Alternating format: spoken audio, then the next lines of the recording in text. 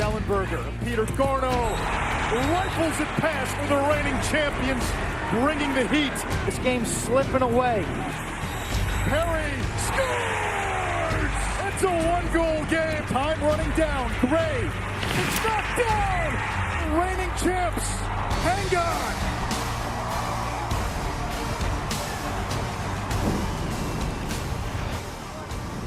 For the first time since last year's thrilling national semifinal, it's Virginia and North Carolina. These two played 3 times a season ago. Virginia won twice, all 3 games, barn burners. And tonight, we get to see the nation's 2 best players. Good evening from Chapel Hill. Welcome to our little clown college. Anish Shroff, Paul Carcaterra, Quint Kesnick. If you like espresso, if you like caffeine, hold off. This game is naturally caffeinated, up and down, back and forth. And Kark, what we love about it, star power at a premium. Yeah, and for Carolina, Chris Gray, he's been an absolute magician in 2022. And for me, the ball doesn't have to live in his stick. That's kind of his secret sauce. You look at his passing ability. Flick of the wrist gets teammates like Jacob Kelly involved. Everyone feasts when Gray is the conductor. But in 2022, I think his most improved attribute is his stretch shooting. He's really dropping some heat from downtown, and his shot has been really hard for goalies to track. If you press out on him, he beats you as a Dodger with some ridiculous moves. When you look at his college career, people aren't talking about it much. Chris Gray, by the end of this season, could very well be the all-time leading point scorer in Division I lacrosse history. He can move into 4th all-time with 3 points today. And on the other side, Quint, Connor Shellenberger, only a redshirt sophomore, but the best player in the nation. And eventually he may reel in Chris Gray. Why? Well, because he can torch corners from range. His vision is exceptional. He reads defenses and he finds teammates. He's unselfish. He's tenacious and agile. And over the playoffs last year and the first 5 games of this year, he is on fire. Watch the agility here. Whoop. Ball's in the back of the net. There's no player right now in the nation playing as well as Connor Shellenberger. He has scored at least 5 points in 9 consecutive games. Virginia, the 2-time defending champion. North Carolina coming off a championship weekend appearance. Lars Tiffany, season number 6 at the helm of UVA. His Cavaliers have won the last 2 national championships, and this may be his best team. Joe Bresci on the other sideline, lost a lot of experience from the midfield, from the defense from a season ago.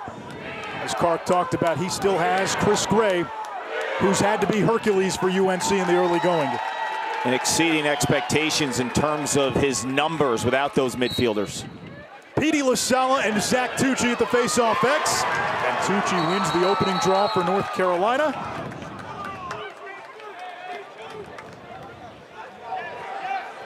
And somebody lost a glove. And Carolina will start with the ball on offense. Typically good if you're here because they split off on sides. A Virginia defense missing Kate Sawstead today. UNC's first midfield out there, Ryan O'Connell, Henry Schertzinger, who's got it, and Lance Tillman. Jacob Kelly from behind the cage, working on Scott Bauer. Kelly turns, fires, misses wide, and the back up to UNC. Well, Carolina's offense really perked up last week in that win against Denver. Early on in the year, midfield production was not there. They found that last week with Lance Tillman. And they showed runs and the ability to match Denver because Denver offensively gave Carolina some trouble. But credit those young midfielders, credit guys like Jacob Kelly picking up some slack. Nikki Solomon's pass out of bounds, our first turnover. That first midfield had 11 points against Denver. And now we get our first look at Virginia on offense, where they have been cooking. A UVA team that is 5-0. 4 of the wins have come by at least 9 goals. And this is the problem, I think, for Carolina. This is one of Virginia's best attack in school history. Without Will Bowen, who used his grad transfer at Georgetown, there's a lot of missing pieces. Can they match Virginia? Bounce shot and a score. It's the freshman Griffin Schutz, the #1 player out of high school. That is a triceratops going downhill. He's a problem. He's a matchup problem. You watch the Cavaliers operate on offense, it's like watching an NBA team. They pick on mismatches. Schutz has got the great size. He's a freshman. What does he go? 6'4", 235 pounds? And he gets ahead of steam, and it's lights out. And I love this dodge, too, because when you watch Schutz on tape, he's doing a lot of inverting, coming from behind the cage, there with the traditional down-the-alley dodge. When you see the momentum, you see the strength-size combo, that is a complete outlier in the sport of lacrosse right now for a freshman to be like that. Strength of a caveman, finesse of a ninja. Virginia's got a dichotomy of body types on offense. Some smaller, quick guys, some bigger bodies. It's just a difficult matchup. Jeff Connor, 4 in orange, back in the Virginia lineup. He missed the last 4 with an upper body injury, and he feasted against North Carolina last year. 7 of his 14 goals came against the Heels. It's like a zone defense for North Carolina. Here's Connor Shellenberger, leading the nation in assists per game. Now Connor, back of the net. He continues his dominance against UNC. And just what the doctor ordered. You mentioned Connor was banged up, missed some games. When you looked at the Virginia offense, the one missing piece was the stretch shooting from the midfielders. And now that you have Connor back, Peter Garno heats up. This team becomes almost unscoutable when you think about it, right? You have a guy like Matt Moore and Connor Shellenberger. They're going to draw slides, and they're going to have these midfielders getting involved early. And at the face-off X, they've got Petey LaSala, who since the beginning of last year has taken almost 100 face-offs against Carolina. Tucci, though, has won 2 of the first 3. Carolina loves early offense. Here is Alex Bresci, nephew of head coach Joe Bresci, and the first touch for Chris Gray. Last week, 8 points against Denver after not practicing all week. Had a lower body injury. And that's a great matchup to watch. Gray against Cole Kastner, the 6'7" Colossus.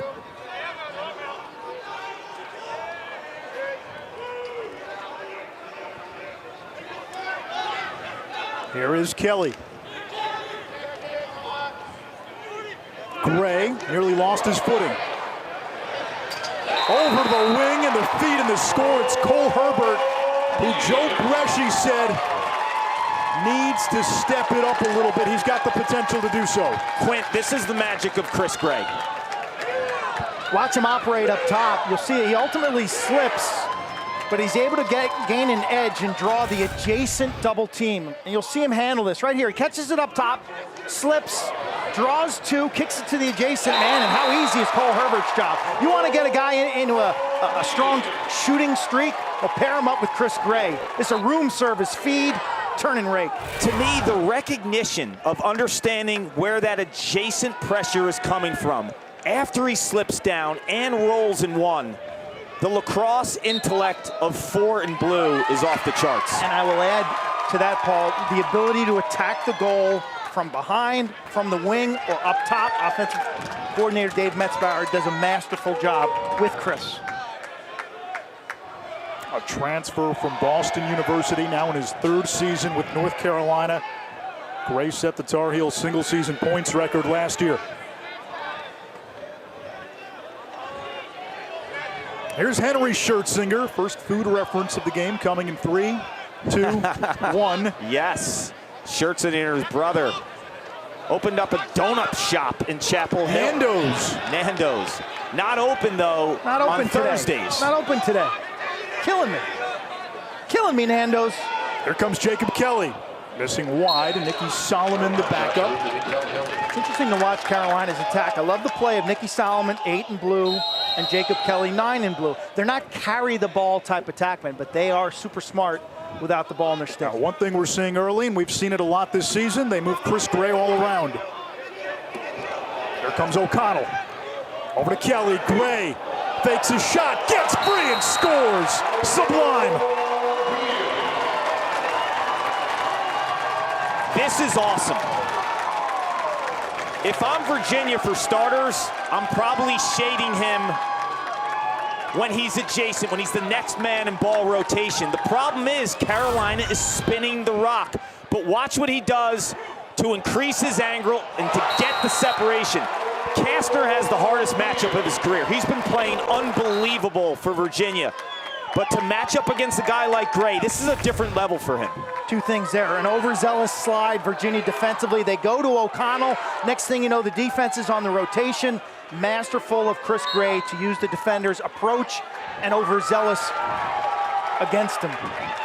UNC is now on 4 out of 5 faceoffs. We were talking about this with the coaches, and Joe Bresci said, hey, there's not a lot of secrets with these faceoff men. They saw each other a lot last year. The difference, though, is Carolina can throw 2 at you, right? We know Petey's established for Virginia, and he's been such a critical fixture in their 2 championship runs, but Carolina throws 2 guys at him. So there's the stylistic matchup differences they can counter. Second midfield here. Herbert, Harrison, Schertzinger. Number 15, Antonio DeMarco, the freshman. Dusts his man, bouncer is wide. Young goalie in the cage for Virginia, Matthew Nunes, a freshman, number 1 goalie out of high school. First big game under the lights. The surface is wet. He's just got to settle in here, find the ball, make that initial save. You start feeling good about yourself.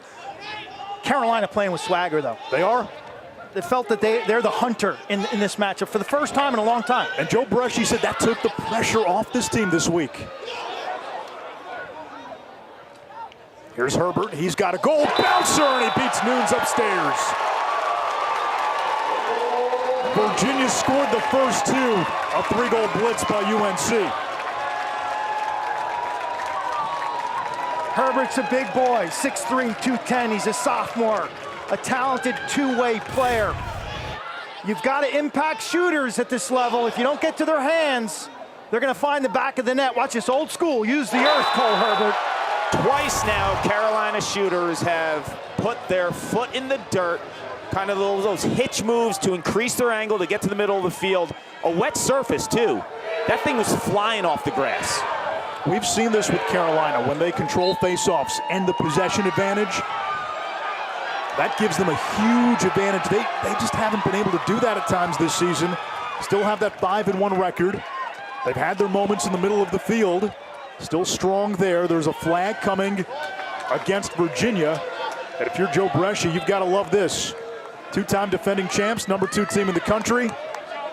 After a couple of early UVA goals, the Heels have responded. Yeah, and the big matchup tonight, when the ball's with Carolina, Chris Gray and Cole Kastner. Kastner, the sophomore, has been awesome, but Gray off the ball is such a problem. Short stick matchup here for Herbert against Grayson Saladay. And that skips out of bounds. We get the penalty.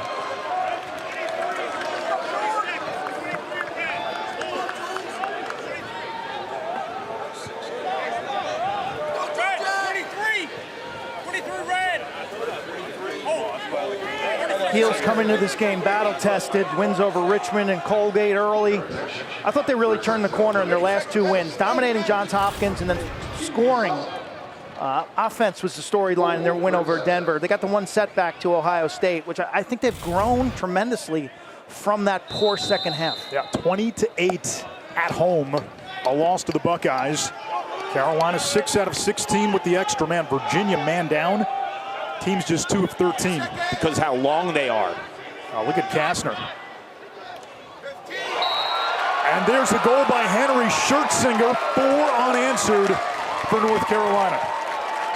Lars Tiffany's got to be contemplating a timeout right now on that Virginia sideline. Things are spiraling out of control. I know this is a long game, and these ACC Thursday night thrillers can take on a frantic pace and tempo. Quint, the second meeting last year between these two, we had 12 goals in the first quarter. We're off to that caffeinated start here. That ball got deflected by the defender's stick. Nunes had no clue how to track that one. Almost looked like a knuckleball after it hit the defender's stick. And an early sub at the faceoff X for Virginia. We get to see Gable Braun, 48% on the season.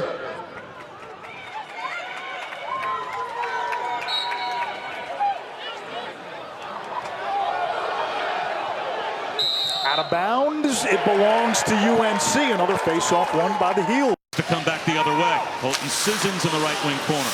Holds along the half boards. Walls off a check. Tries to wind it deep. But lost the battle to Jamie Drysdale. It's now chipped back by Lettieri. Get back in this game.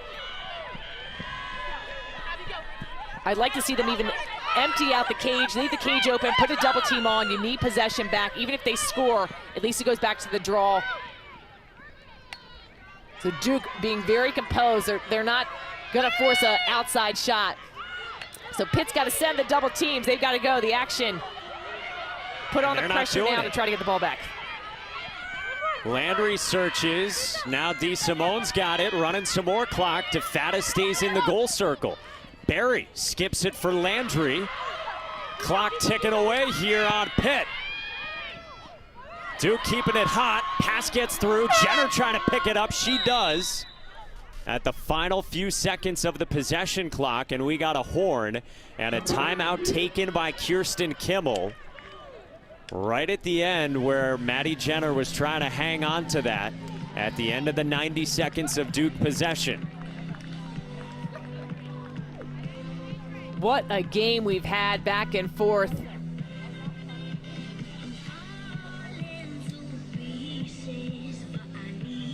Six ties in this game, and the most recent one broken by this Duke team down the stretch, and their superstar, the nation's point leader, Kat Berry.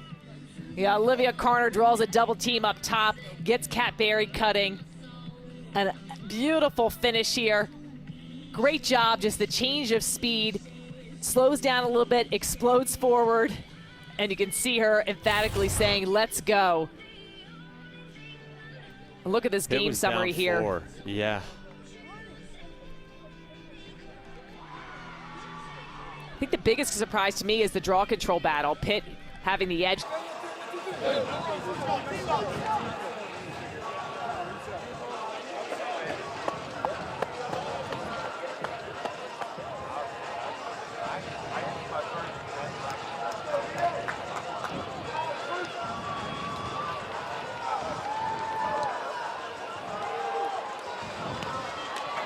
We welcome you to Dorrance Field in Chapel Hill, North Carolina.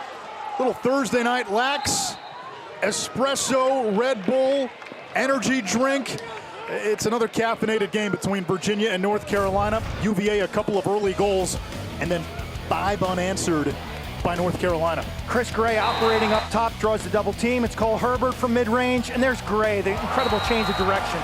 I love what he does in space. Better than any player in college lacrosse. He knows where soft spots are. He changes and manipulates the defense, and the entire offense flourishes as a result. I think Carolina is banging the ball around at hyper speed right now, playing so unselfish. Face-off differential, critical on that graphic. Petey Lasala did not take the last 2 face-offs. He is back out there for Virginia, one of the best in the country. The Cavaliers win this face-off, and Ishrav Quinn-Kesnick, Paul Carcaterra with you on a Thursday night.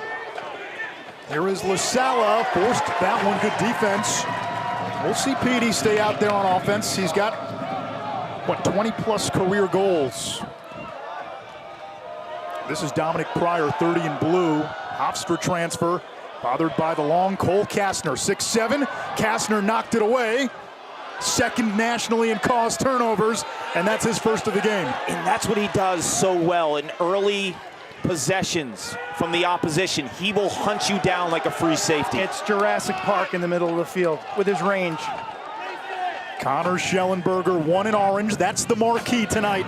Shellenberger for Virginia, Chris Gray for Carolina, the 2 best players in Division I men's college lacrosse. And in goal for Carolina, Colin Krieg, the sophomore. In the first meeting between these 2 teams last year, he stood on his head, 20 saves in a game that featured 110 shots. Here is Shellenberger attacking from X. Gets the step.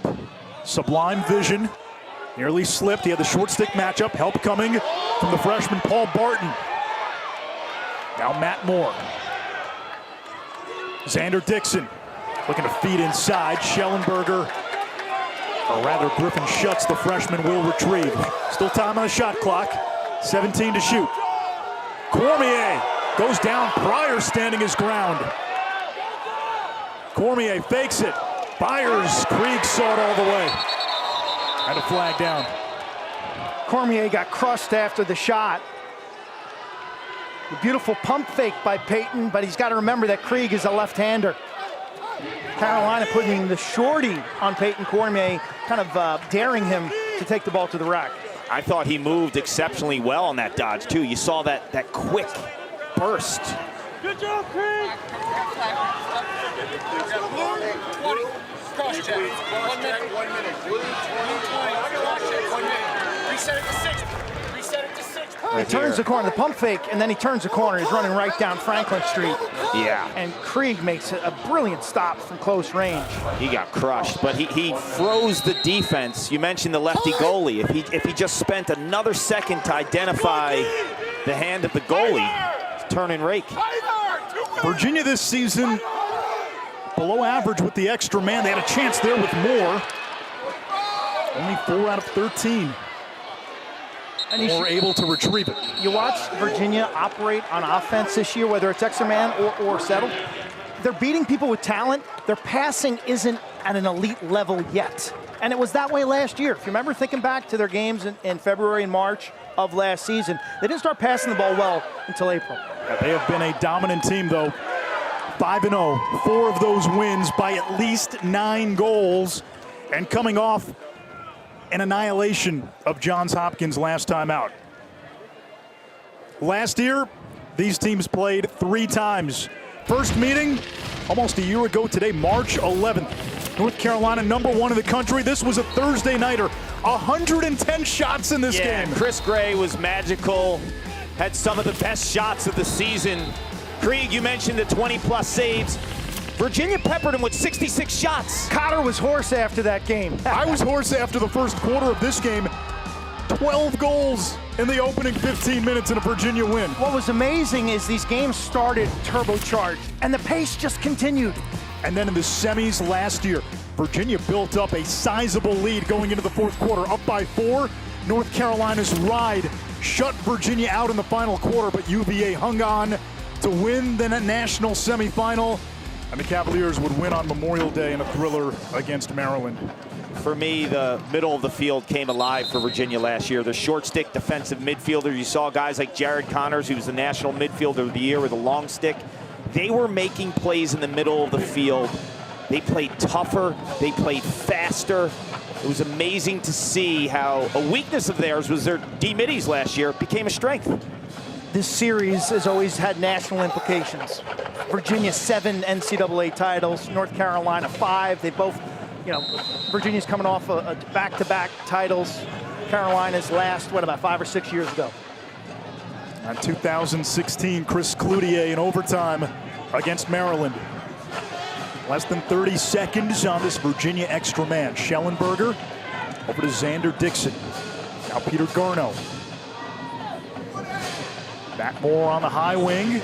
Schellenberger, eyes up, probing, skip pass off the cross of Connell Kumar.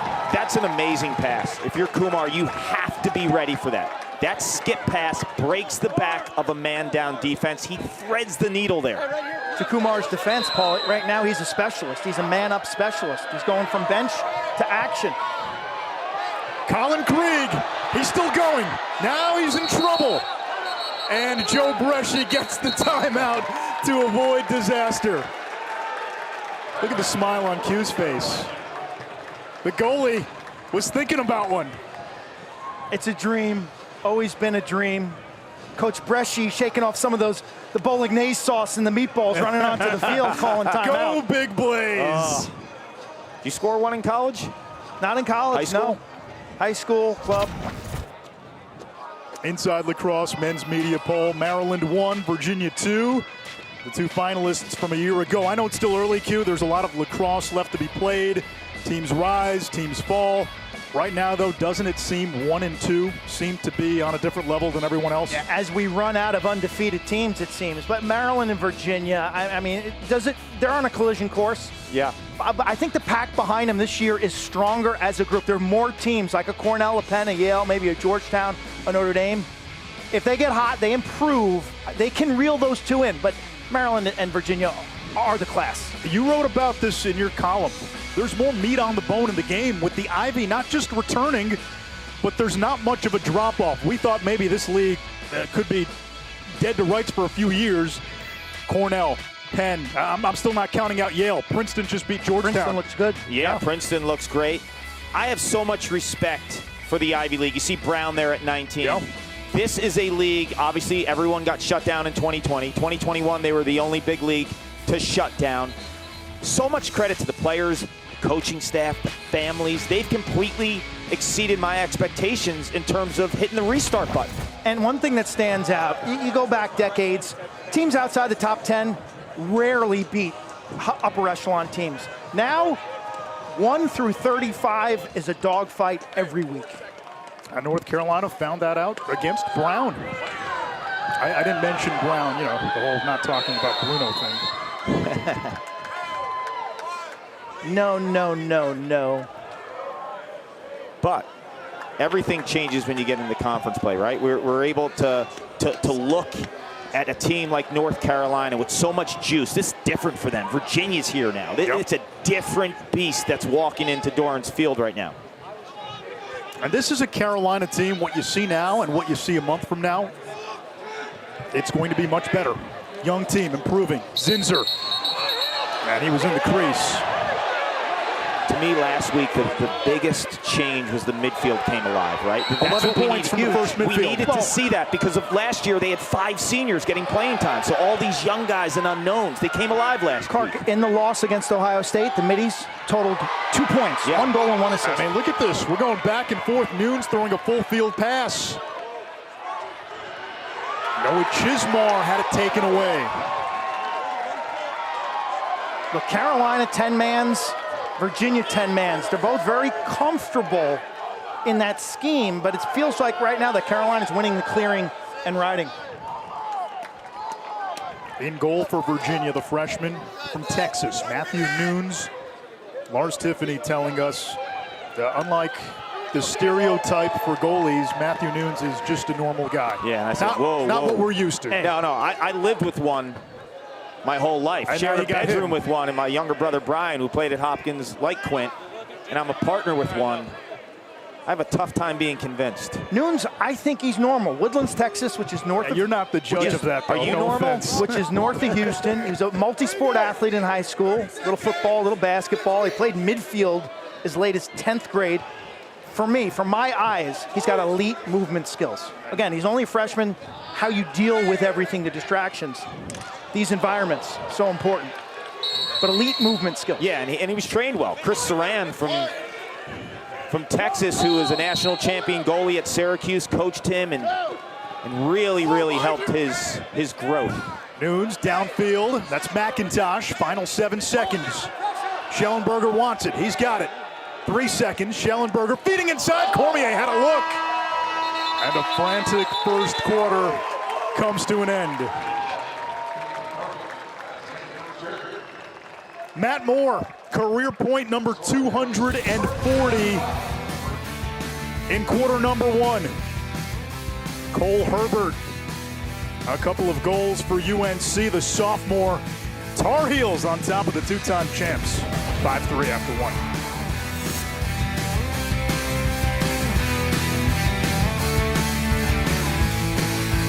For a rich and smooth way, St. Patrick's. Your home auto with Progressive.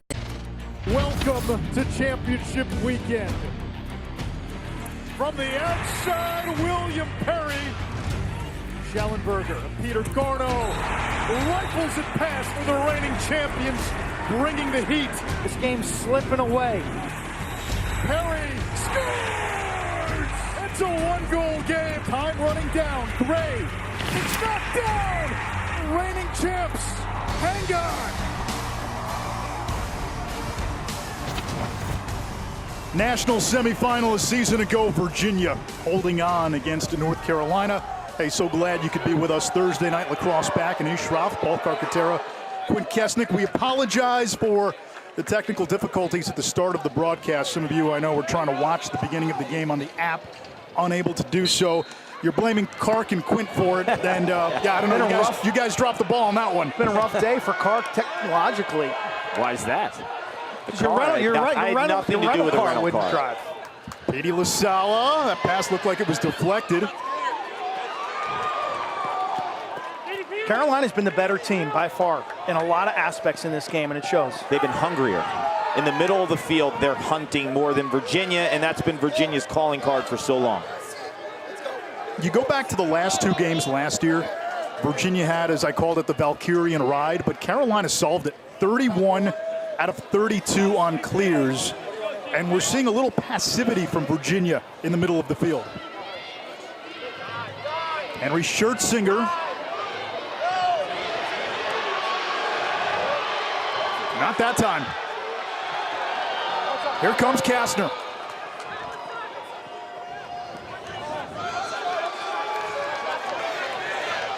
Peyton Cormier to Shellenberger, cranks and scores! An absolute Hadouken from Shellenberger.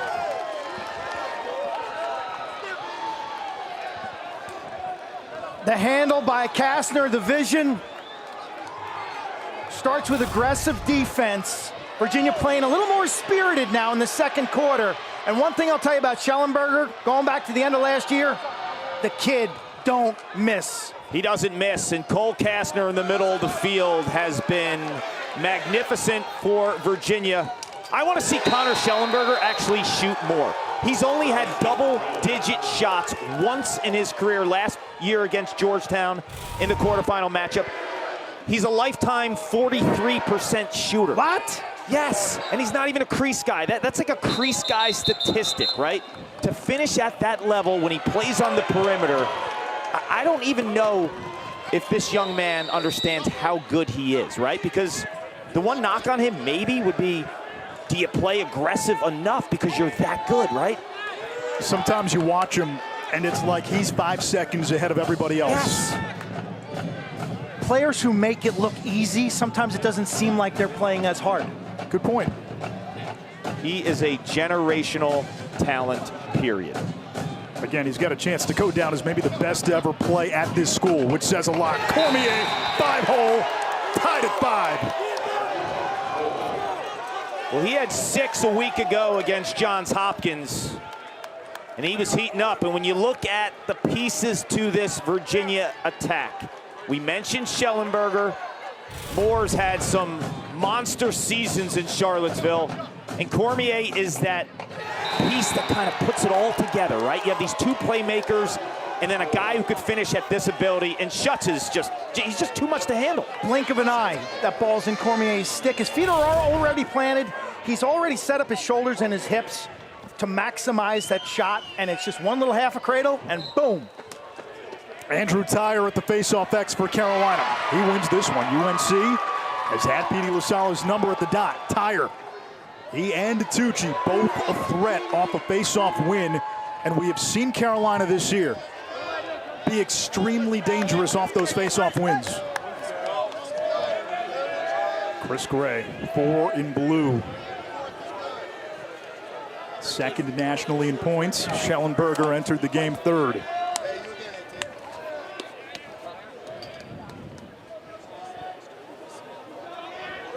Herbert and Zinzer play catch.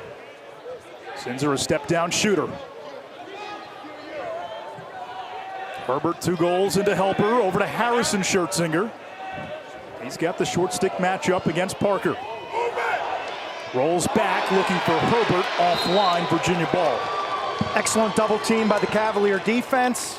Good spacing behind it and adjacent, and they forced the turnover. Yeah, you saw Danny Parker, 8 in orange. I thought before he had that season-ending injury a year ago, he was a really, really good short stick defensive midfielder, extremely quick. Can match those dodging midfielders, the shorter guys.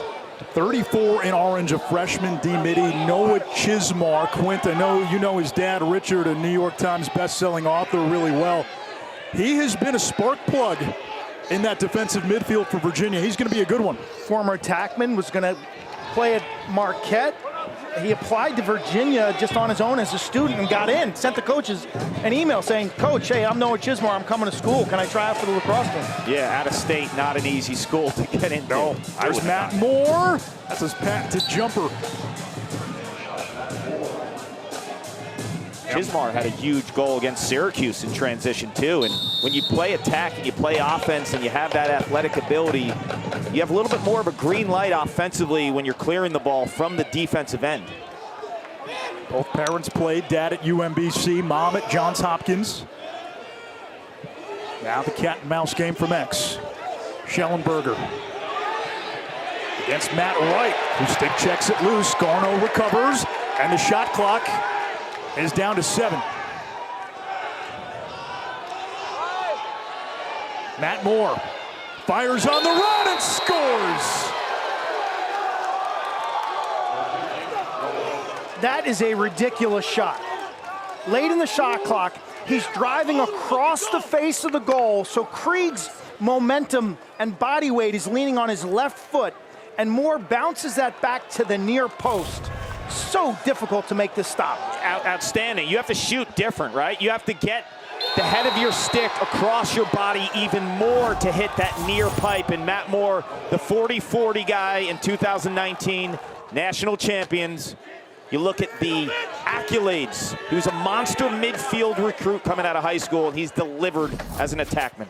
You have Moore and Shellenberger, who are both going to go down as all-time players at an all-time program. Moore, one of 5 Cavaliers with 100 career goals and 100 career points, or 100 career assists. And it's a pretty good list. Gladding, Pelkey, Stanwyck, and Krause, the other 4. And with that goal, by the way, Matt Moore is now into 4th place on the all-time points list, tying Watson and Krause, 2 other big names. Yep. And he just tied Steele Stanwyck on the all-time goals list. I mean, those are heavyweight names on the ground. Yep. And I feel when he gets going, the Virginia offense is different. Right? O'Connell's look shot at the confidence, right? Like Matt Moore could be a feast or famine. We've seen games where he's, 1 for 11, right? Shooting. When he gets going early, this offense is different. I was talking to Sean Kerwin before the game, Virginia's offensive coordinator, and he said, sometimes the shot selection, not what the team is looking for, but Matt Moore will make the high degree of difficulty shots. That one. Case in point. Off the restart. Here's Jeff Connor. Save Krieg. It comes to Cormier. Moore wanted it. Xander Dixon. And Shellenberger closest to the ball when it went out of bounds. He will initiate against Matt Wright. Yeah, I think this is smart by Carolina. Wright has the quickest feet of any Carolina defender, and he's nasty. He's got a mean streak and a huge motor. 20 in blue, normally playing up top. His assignment right now is Shellenberger behind, and I think that's a smart play for Carolina, Quinn. I agree. Cormier off the feed from Shellenberger. Nice little tic-tac-toe. Now, if that is the answer, if Matt Wright can sort of neutralize Shellenberger, well, here comes Matt Moore. Yep. Dixon looking for more. The pursuit by Paul Barton. Connor's got it. Great little flip. Shellenberger back to Connor. Returning after missing 4 games with an upper body injury. Shot clock down to 3. Down to 1. I'm sorry, 10.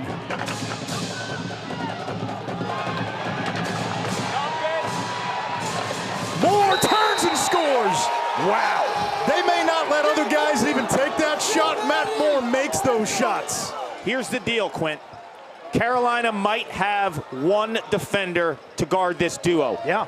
They don't have 2. No one does. Who does? Maybe Georgetown. Maybe. Tell you, you look at the career point leaders. When I look at Matt Moore, I think of a guy, and Paul, you do a lot of investigation here. Premier Lacrosse, the Pro Lacrosse League this summer. Matt Moore's a top 3 pick in my eyes. I have him as number 2. I got Gray 1, Matt Moore, Virginia 2. I got Nakai Montgomery of Duke at 3. Look at him work. Zigzag, back and forth, yo-yos back and forth, frees up his left hand and paints a corner. Back-to-back goals from Moore, both from range. Here's what happened in the back-to-back goals. The first one, he came across the middle of the field, right, to increase his angle. That time they tried to chop his angle down. What does he do? He rolls back. So he's feeling it. Solomon on cleanup duty. And Carolina gets one back after Virginia had scored 4 unanswered. Tell you, they clean up the dumpsters at the Hyatt Place at about 4:30 a.m. and it's awful, and it's awful loud. Solomon on garbage duty. This is big. This is big because you have to match the runs. Like Virginia, you felt the momentum coming, right? And Carolina, right off the face, just feels a little opportunity there. Nicky Solomon, the soft hands, the easy finish. We got a ball game here.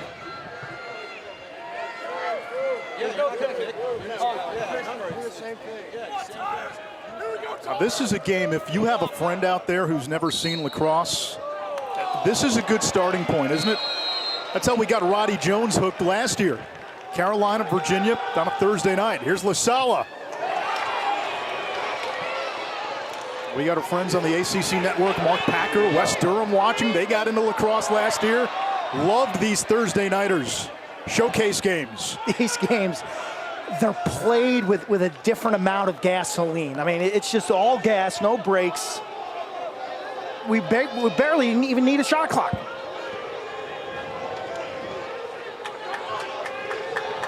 Here's Will Corey.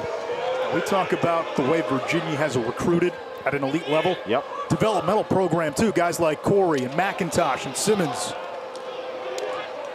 Corey will give you a nice change of pace too because he plays midfield, but he's an attackman in high school, so they'll invert him, put him behind the cage a lot against his short stick, take that defender out of his comfort zone. Shellenberger gets the step, got top side. Cormier the backup. We were in Lars Tiffany, head coach of Virginia's office prior to the Syracuse game 2 weeks ago. We asked him about Will Corey. Said he's been inconsistent in the past, but he's put aside the distractions that every student athlete deals with in college. His game's gone through the roof. You look at the depth chart, there he is, getting minutes. 3 straight games with a goal for Corey. Here's Cormier against Connor Marr, one of the top D middies. Cormier posting up. Shellenberger feeding inside. What a pass to McIntosh. The vision of Connor Shellenberger on full display. When you play with a Chris Gray or you play with a Connor Shellenberger, you know every single time you're on the offensive zone, you have an opportunity to get loose and get the rock in such small windows. Cormier on the wing, a quick pass to Connor Shellenberger, flick of the wrists, the Cavs are up.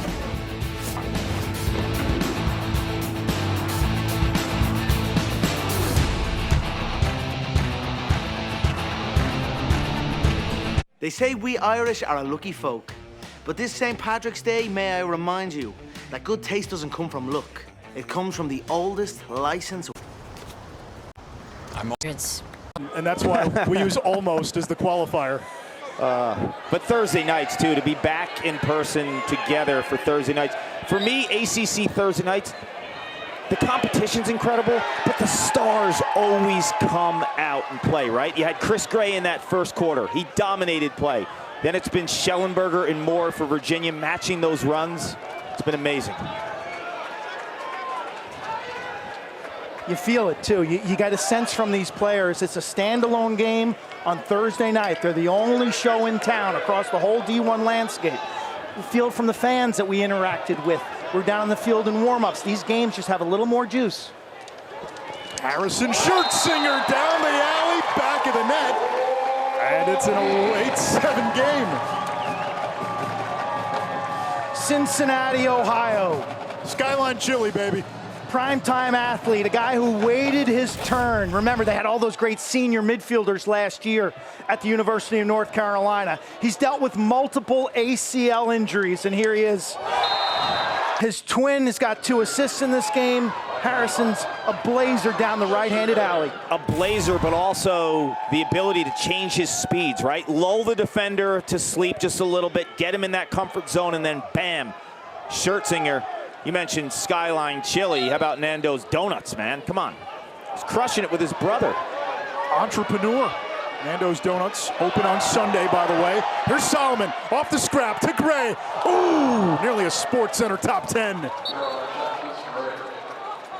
Now, Chris Gray, oddly, has been quiet in this game so far. In the second quarter, yes. You know, for me, I felt like Cole Kastner can handle the Gray matchup on ball and defending him when Gray wants to be a Dodger. But off ball. My concern was Gray's the best in the business in terms of just what he does away from the ball and how he manipulates the defense and can find those seams and spots for an outside shot. Doesn't need the ball long. There he is. Gray at 5'7", Kastner at 6'7". That's tough, too, because as a defender, you want to play the leverage game, right? He's got to get really He's low. underneath them, and the tendency there is to get tangled up in Chris Gray's neck, potentially with a holding violation. He's got to sit down. We've seen a lot of defensemen the size of Cole Kastner, few move like him. Kastner was a big-time Ivy League basketball recruit. He would have played for Virginia's basketball team this year, but his academic schedule interfered with Virginia's practice schedule. Here's Gray, ahead to Kelly, fakes out Nunes and scores, and we're tied. And the Carolina bench explodes. 20 in blue, that's all you. That is all Matt Wright. Ontario, this kid's one of the fastest players on the field. He has got a motor and wants to play. The one-handed little wrap check. Ball's on the carpet, off to the races. And then Gray holds the Virginia defense. When he first had that ball, I thought he was going to pass it right away. What he did was he held the defense. The Virginia defenders think Gray might shoot this, right? So then they shade up to him, and that's when he hits Kelly. Chris Gray is a step ahead of everyone like Connor Shellenberger is. Two transcendent talents. Kelly, part of a long line of Kellys to play at North Carolina. Here is LaSala. He's been neutralized for the most part this evening. Speedy, healthy. Not sure he's got the same zest in his running gait as we saw earlier this year. They got him on a pitch count. And as you said earlier, there's a differential in this game. Carolina's deep at the Fogo position. Yes. Virginia's not. And we saw what LaSala could do on one hamstring, though, last year in the postseason. He's an absolute warrior.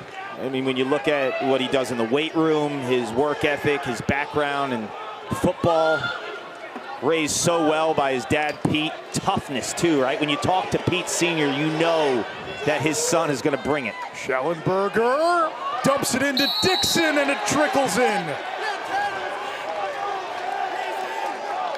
Second assist for Shellenberger, and Xander Dixon, his first tally of the game. If you watch Virginia on tape this year, you'll see this goal once or twice in every game this year. It's a scissors cut inside.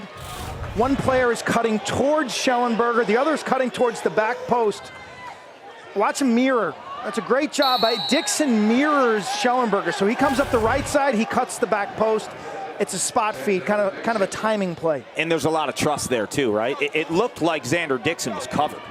But when you can throw it on a dime right there, and when you're Xander Dixon, you know that Connor Shellenberger is going to give you the ball in such a tight window. It's like trust, getting in a car with a niche. Okay, all right, already. Here's Tyre, top shelf off the face-off win. Well, we don't have time for jokes tonight. This game's moving too fast.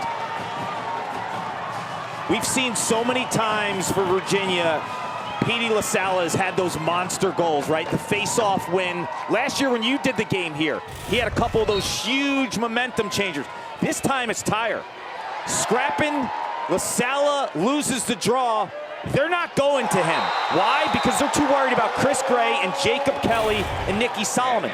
Those are all shooters. So the scout is, let the face-off guy push it. Let him test us. He had 7 points last year. He can handle. He's been dealing with the loss of his cousin Missed some practice time earlier in February. Tyre and LaSalle tied up at Saladay. 32 in orange last year. Early on was picked on a lot. By the end of the season, he played like an All-American. Oh. And he was really the unsung hero of the semifinal win against UNC. Mentioning earlier, like that whole unit, right? That was the big question. Does Virginia have the short stick D middies? Well, that ultimately became their answer. Saladay in the semis, 8 ground balls, 2 caused turnovers, and the win against UNC. Matt Moore's had a nice first half.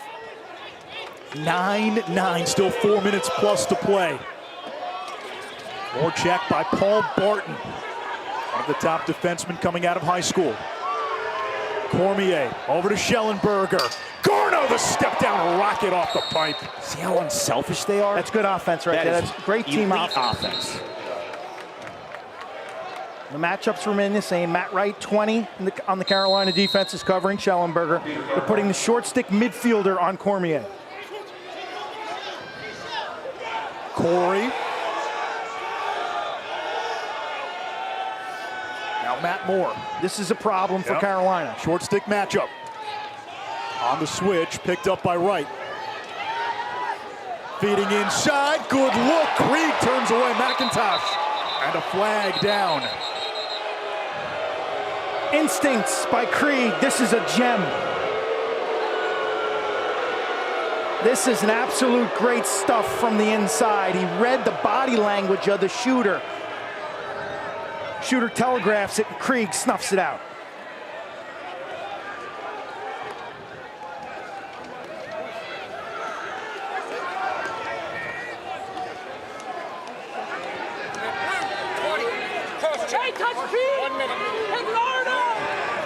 And that's Matt Wright, junior out of Calgary, and so a man-up chance for Virginia. For me, this penalty's big too, because it's not only there was no reason check. for it. There was no reason for it, but your most experienced defender now is in the box. Like Wright has all the mileage. The rest of these guys are inexperienced, so you take that guy, the communicator, along with Krieg, out of this man-down situation. That's twice now. Kumar with the extra man has not been able to handle a pass. Virginia able to recover and call timeout.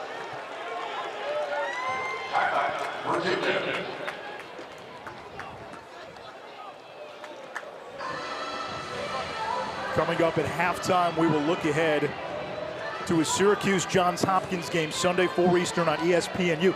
Different than in the past. Both teams are down. They've been taking their lumps this season, but it's Dave Petramala's return to Homewood Field. And we'll talk a little bit about that as Paul Carcaterra sits down in the latest episode of Relaxin' with former Hopkins great Kyle Harrison.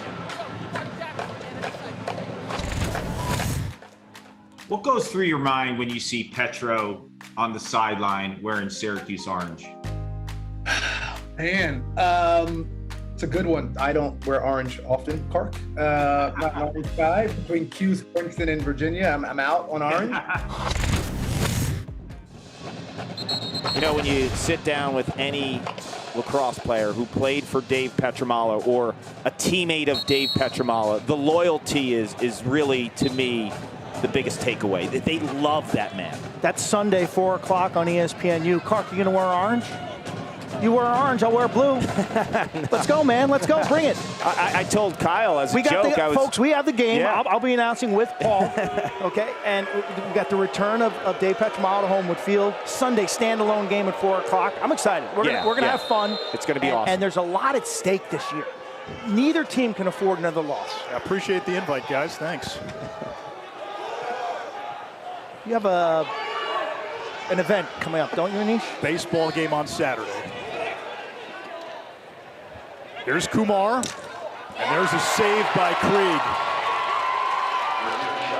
Tell you, Krieg is so battle-tested now. He's only a sophomore, but he loves the moment. You can just see it in his body language. 10 saves in the first half for Krieg. There he goes in transition. That pass was bothered. Virginia with a chance the other way. Mitchell Whalen can't play without a stick. That was really strange. Something must have happened to Dixon's stick. Yeah, he ran off the field. Carolina the other way. Gray trying to work around Kastner. Cole Kastner second nationally in caused turnovers per game. Last year he was Project 39. By the end of the season, he was one of the top defenders in the country. Got to give props to John Robbins from Bellarmine, who's leading the nation. The takeaway defenders. We don't want it to be a lost art. Kastner is elite at that. Nice move, Henry Schertzinger, and that skips past Gray. When Virginia obliterated Georgetown in the quarters, Kevin Warren, the Hoyas head coach, afterwards said that was like Jurassic Park with these Virginia defenders. Kastner's the guy with the pteranodon wings. Yeah, but you didn't say it like Warren. Warren's from Long Island. Oh, it's like Jurassic Park. The ride. Here's Gray, numbers for UNC. Gray changing hands again. Goes down, flag down. Carolina's gonna go man up. And a chance to take the lead with 90 seconds. It's not only that Carolina's ride is so often successful, but they get good opportunities directly off of it in transition because you're scrambling defensively to get back into the hole. One of the things we've heard opposing coaches say is Carolina does such a good job of disguising its ride. How? Well, I'll tell you why. Because where you look at where the pressure is applied, a lot of times it looks like they're soft in the beginning stages of the ride, but then between the midline and their own restraining box, that's when they strike, and that's when they hit you. Anish, I think it's most similar to football. You're a quarterback, you're trying to read coverage. Who's your open receiver? What kind of coverage? Are they in a zone? Are they in a man? If they're in a zone, what is it? Is it a 4 under and 3 deep? So I think as a ball carrier in lacrosse, you're trying to assess, okay, I think the open man is here, but once you feel pressure on you directly, typically your eyes go down, and it's harder to see across the field. So you can't make that read like if you were a quarterback reading the D-end per se. Right, Exactly. Instead the D-end is coming at you, your eyes go down, and you don't see the coverage. Disguise is the first element, and then it's how fast can you strike from the disguise. What's so important when you're clearing under those scenarios, communication from player to player. So if I'm the goalie, I may not have the ball. Paul, you'll be my left, you have the ball. I got to tell you, look far opposite. And the communication component when clearing against pressure is essential. It's like Cobra Kai, strike first, strike hard, and no mercy. If you're just joining us, boy, you've missed a lot. Yes. Tied at 9, 90 seconds to go. Goals. First half, 18 goals. Virginia's got 27 shots. Carolina's got 19. Gray and Shellenberger have had their moments. And this unit's awesome for North Carolina. Their extra man's over 50%.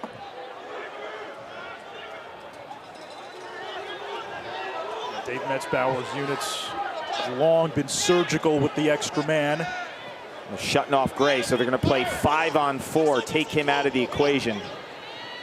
There's Solomon. Zinzer. Now they get it to Gray. Bounce shot low. Saved by Nunes up in the air. Zinzer able to get it back. Another flag down. More penalty markers flying. Getting chippy. Oh, this is something else.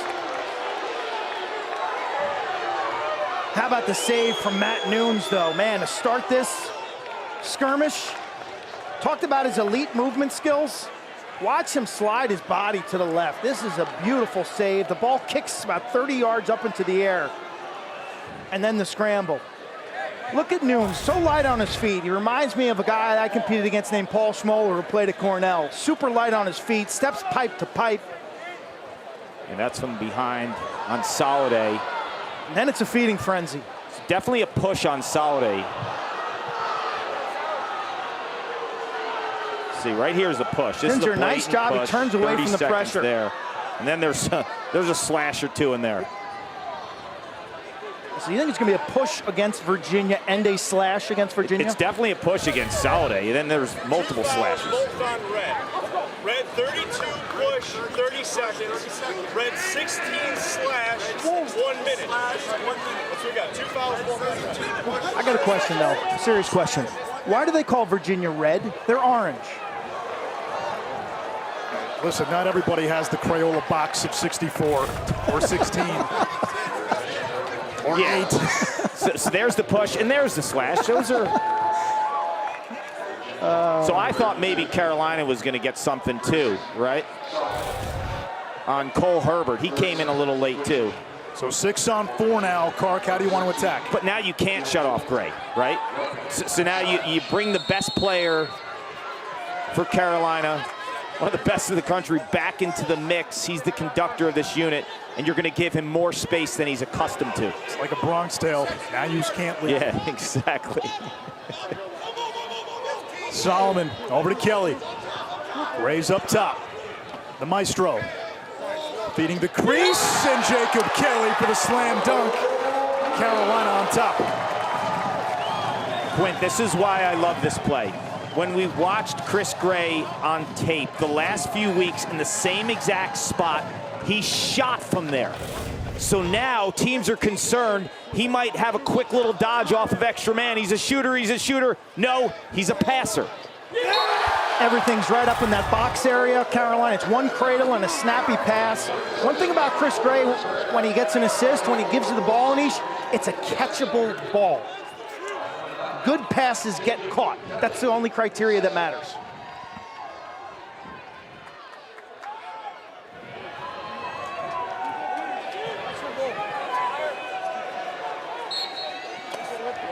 Tyre and Lasala. Tyre 5 out of 8.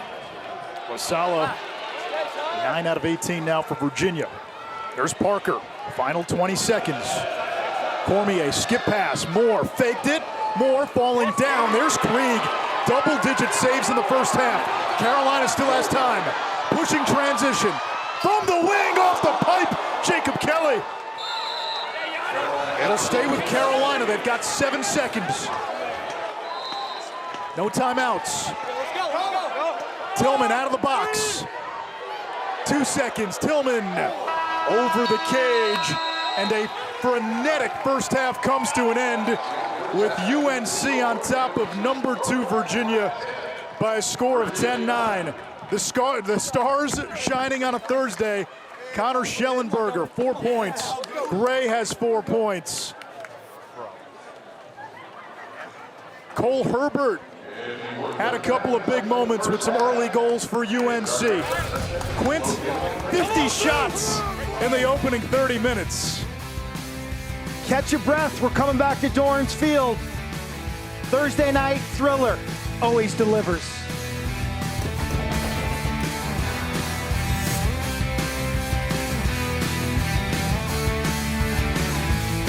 He's got 2 customers, 2 satisfied customers.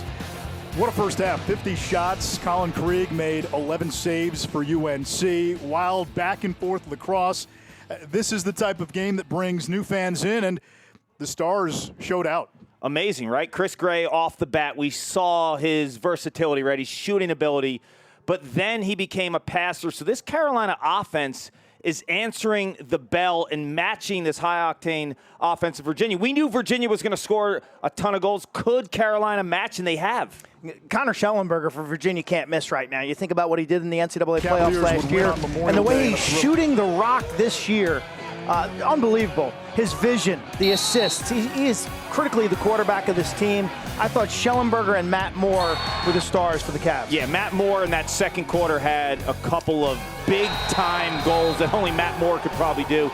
But Connor Shellenberger, the stretch shooting ability of him, a lot like Chris Gray, you have to account for them in all different spots of the offense. Gray is a distributor. Look at right there. We've seen week in and week out him shoot from that same spot. He's passing, getting teammates involved. This Carolina offense is moving the ball so well, and the subtleties with the hitches and the plant foots are impressive. A game of runs. Carolina had a 5-1 run. Virginia had a 6-1 run. Carolina closed on a 4-1 run. 10-9, a lot of shots on goals. And Colin Krieg, like he did in the first meeting between these two last year, standing on his head.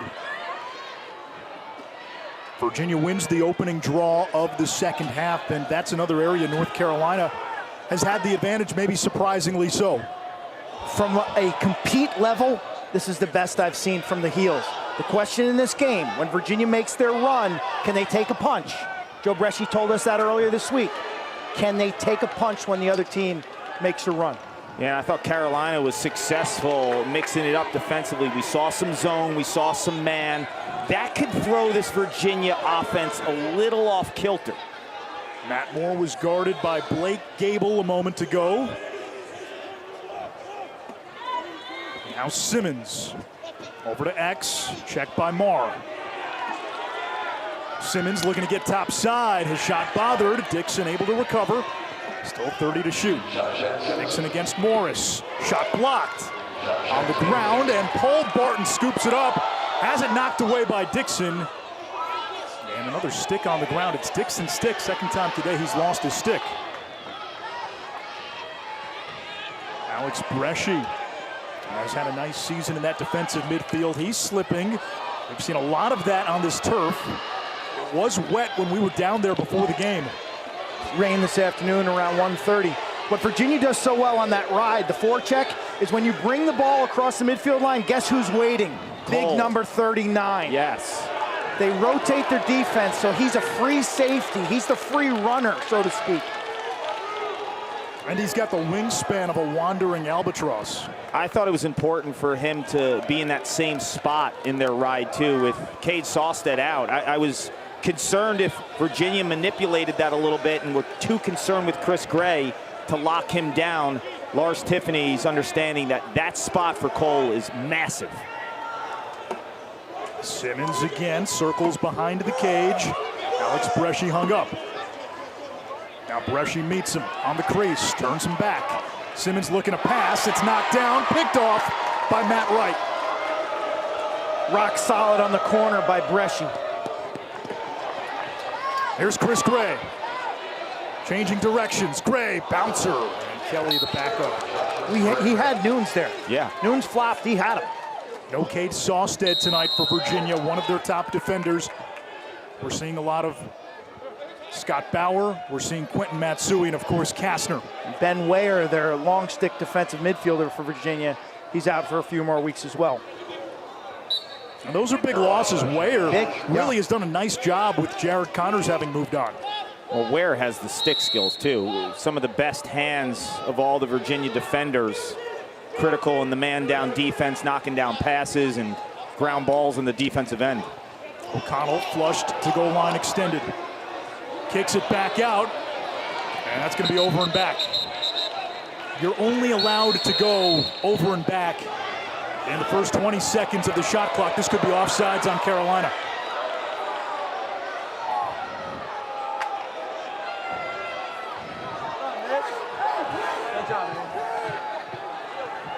Moore against Blake Gable. Blake Gable, a sophomore from Boys Latin, Quince tie supplier. You know what I like about Blake Gable? What? Right here, baby. Swim. He can't swim. I know you guys two people you guys now. are soulmates. Ties it at 10. This is the game tilter right now. We're seeing this. They don't have anyone to defend Matt Moore. I think Matt Wright has done a really nice job on Connor Shellenberger. The problem is, Matt Moore is one of the best dodgers in college lacrosse. They've thrown a freshman in Paul Barton at him. They're throwing Blake Gable, who's a lefty. He's a lefty fighting upfield, cross forearm against Moore. No shot. You need to attack Carolina through their defense. Watch this official launch his flag. Woo! Send that baby up 40 yards. I think that was. I think a bet I could throw this flag over that mountain. That was a restart violation. Carolina was too close to Connor Shellenberger 5 yards on the restart. Technical foul though, so it's wiped out with the goal. Clark, usually they throw it like underhanded. Yeah. He like rotated his shoulder and then overhand. Yeah, that's Danny Zima. This guy's in top shape. when you look at him. He's one of the younger officials. He's doing a great job. Runs up and down the field. He's got more energy than probably you after 6 lattes. That had Uncle Rico vibes. Fourth quarter, only if coach had put me in. I want you and Gable in a 50-yard swimming race.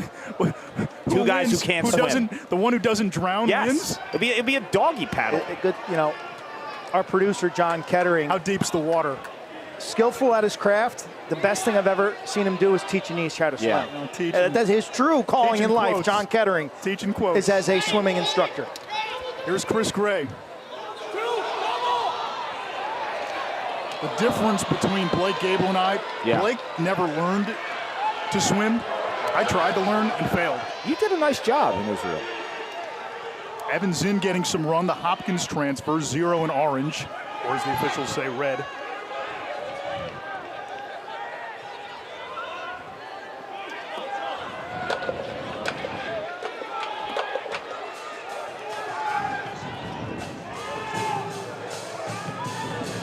Jeff Connor will dodge against Herbert. And that's a matchup. Connor getting the pick from Shellenberger. Little 2-man game. And now Shellenberger's got the short stick matchup. Look out. Yeah, this is a quick slide, obviously. Where's it coming from? Moore up top, thought about it. Connor to the wing. Way off mark. Shellenberger the backup. Excellent closeout by 20 in the Carolina blue, Matt Wright, who impacted the shot at its release point. He's been awesome tonight. We're talking a lot about Kastner. Matt Wright's been matching it. Herbert lost his stick. Shellenberger rings it up. A hat trick for Shelley, and that is 10 consecutive 5-point games for Connor Shellenberger. Flex Connor Shellenberger. You are a man of steel. As he turns the corner, Herbert gives him a strong two-handed check. Watch what happens to Herbert's stick. At the goal line extended, 1 in blue right there. Breaks his stick over Shellenberger. Connor keeps ticking. Yeah, one of the most underrated aspects of Connor Shellenberger's game is his strength. Guy who loves the weight room, always invested in terms of his athletic ability and pushing the limits. He gets his strength from his dad, Scott. Scotty no Shell. question. Shelley, big-time golfer. In his bones. And he's given Virginia the lead, 11-10. Scott Shellenberger. You ever see him play golf? Back in the day, 300 yards off the tee from Marshall. Played at Marshall, was a legend, but also has all the wing record is unbelievable. 70-something wings at a sitting. I don't even know if Connor eats chicken wings, but Scott Shellenberger dominating 70-something wings. I want to hang out with a guy like that all the time. Shellenberger back to Dixon. Now Schutz. Save Krieg. We had a chance to spend some time with Connor Shellenberger's parents at championship weekend last year. People. Stephanie and Scott, just wonderful people, great characters. Shellenberger now picked up by Pryor, the Hofstra transfer. Back to Dixon. Virginia's doing a nice job of finding ways to get more on a short stick. Shellenberger on a short stick. 2-man games. A well-set pick changes a matchup. Dixon dangerous on the invert.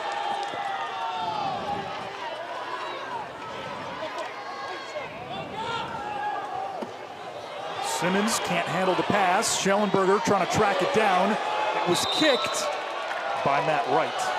Connor Marr, 31 in Carolina blue, and Matt Wright, 20 in Carolina blue, are the strengths of this unit. I want no part of them if I'm Virginia. I find somewhere else to attack. Yeah, Moore trying to dodge against Gable. Simmons swarmed. Gives it up. Still time to shoot. Shellenberger feeding the crease to Dixon. Connor Shellenberger fired up. A 6-point game and a 2-goal lead for Virginia. You look at the ways Virginia manipulates matchups and puts their primetime players in all different spots. We saw him running through checks on a short stick, breaking Cole Herbert's stick, this time as a passer. The wherewithal and understanding what's next, right? The instincts to see. Spatial awareness. Yes. To see what will happen, not what's happening now, but he sees Dixon behind the goal, almost to the right, but he projects his movement and the movement of the defense. But I've said this about Chris Gray and Shellenberger. When you play with them, you work harder off the ball because you will be rewarded. You played with Casey Powell. Yeah. I mean, Casey Powell and Rob Cavitt, every time they had the ball, you worked harder off the ball because you knew you were getting big hits. Shellenberger has had a hand in 4 of the last 5 Virginia goals. Here's Tucci. Carolina bench fired up. Tucci's tough. No relation to Stanley, by the way. No. None.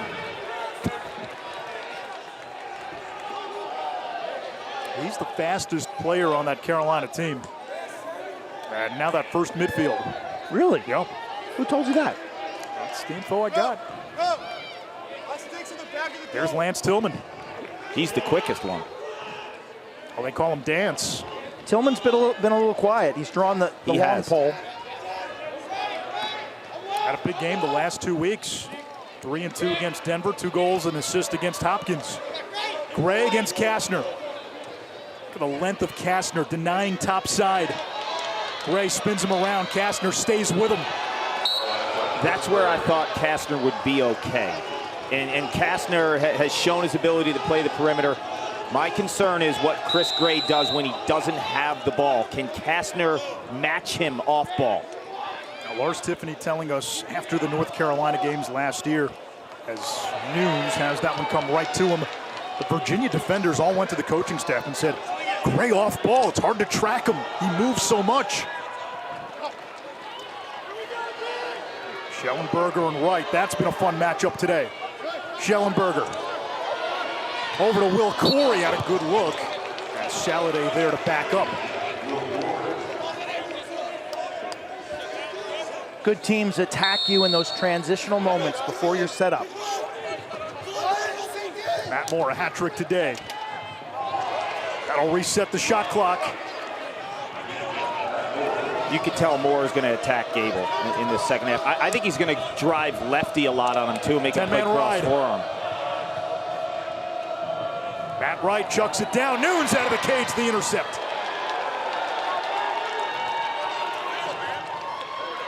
Talked about Nunes as a high school basketball player and football. He got his start in lacrosse. He was a midfielder, but the goalie, forgot his cup. So he jumps in the goal. That's how he got his start.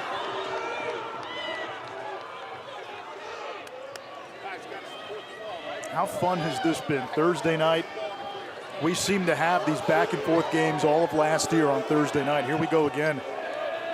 Carolina led going into halftime. Virginia 3 goals here in this third quarter.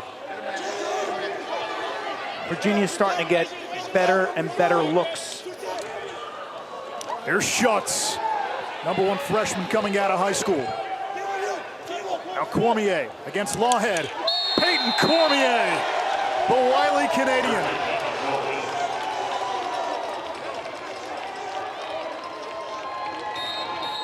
Virginia goalie Alex Rode, the owner of 2 rings. One thing Matt Nunes already has shown as a freshman, maybe he's better on the ride with his athletic ability, covering ground. He makes the pick off, handles the ball in traffic. And you give it to the crafty Canadian, Peyton Cormier. Understands the leverage game, finishing inside, too easy.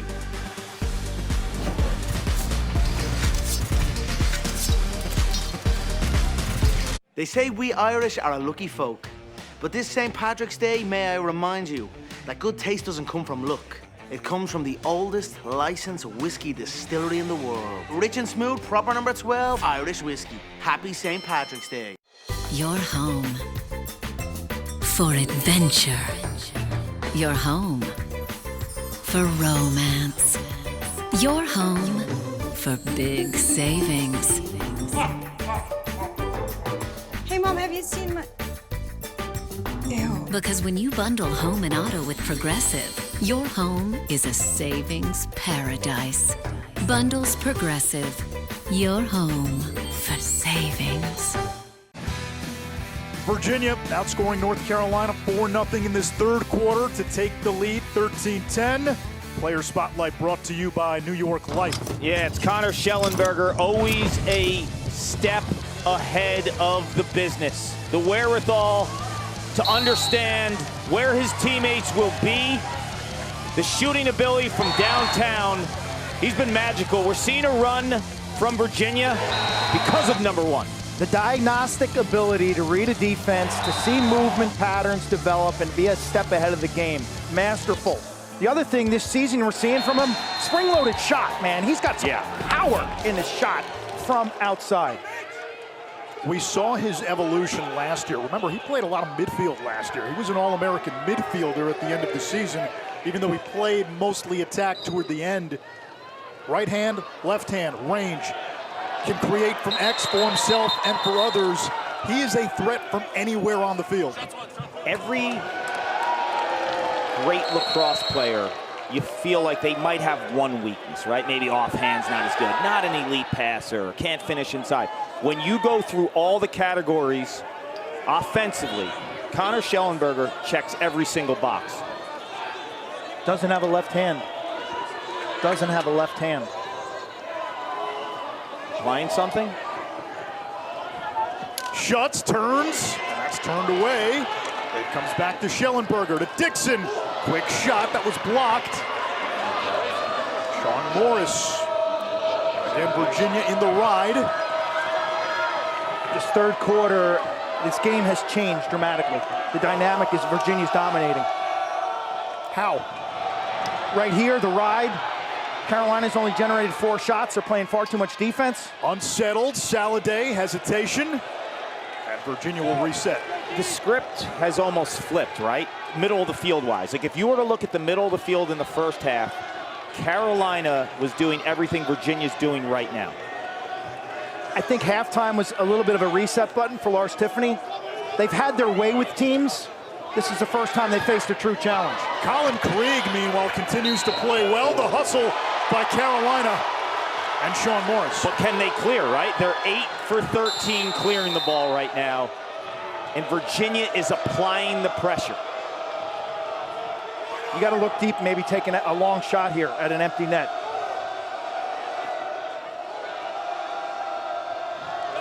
Do you take the shot on the empty net? Nunes gets back in. Great pass.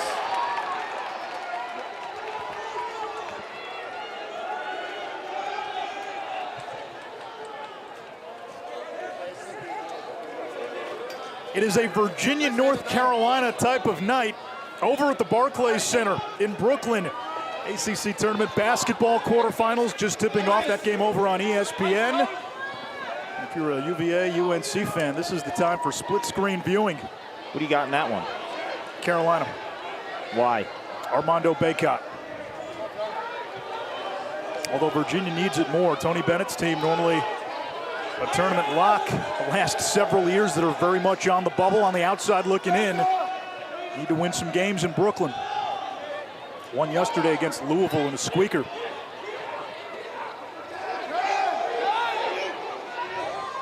There's Herbert. Shot clock in single digits. And there's Nunes. Nunes has settled down after a shaky start. Oh, I view a lot of that as kind of reflective of the way they're playing defense now as well. But he has. Like a goalie. No, but he has. Again, I think this entire Virginia team has settled into ACC play. They dominated their opponents in the first 5 games. I mean, High Point gave them a run, but I think this is a different level for them emotionally, execution-wise, and I think that first half was a, hey guys, let's pick it up a notch. A 1-goal win against High Point. The other games, all blowouts. There's more. Over to Cormier, the hat trick for Peyton Cormier. Do you remember when I said Matt Moore should attack Blake Gable left-handed? The reason being, when he took him to the rack earlier in this quarter, Gable didn't look comfortable in the cross forearm. So Moore has the ball here. Once he switches here, he's out of control. He spins and loses his balance and his wherewithal. You turn your back, you're done. Turn your back, you're toast. Defensively there, you want to drop, and drop step, opening your hips, facing the offensive player and drop step and cut the angle. Again, the weakness of Carolina defensively is this close defense. A lot of graduation. Kark, you brought this up in the first half. You said when Virginia goes on that run. They're in that run now. Where's Carolina's answer? This is still a young defense. It's still a young team outside of the attack. I think Carolina needs a play from their midfield. I mean, that's been the difference when they were clicking. You did the Ohio State game, right? When they struggled, their midfield disappeared. They need some juice outside of Chris Gray, right? Because the Virginia defense has settled. They need a spark. This is the same game flow that saw Ohio State put up 20 on them. It was a third quarter knockout punch. This is the same game flow that Denver hit them with last week. And they responded. 10 goals in 10 minutes. Schutz, Dixon, and Simmons, the midfield for Virginia. Now Moore. 3 goals, 2 assists today. Slips. Beats Morris. Skirts wide. He's so good. This team is so dangerous, Paul. You got 2 guys not only who can beat you, in Shellenberger and Moore, but they can pass off the dodge. And we were talking about PLL in Matt Moore's draftable status. He's positionless. Top 3. He could start day 1 at midfield. PLLtickets.com. You get to see guys like Matt Moore, Chris Gray. I think Nakai Montgomery's playing great. Yes. He's got to go in the top 5. And he's a two-way guy. Simmons. That hit the net. Schutz can't handle it. Lawhead scoops it up. Lost it. There's Gable. Nice play by Gable there, coming to the rescue of his teammate.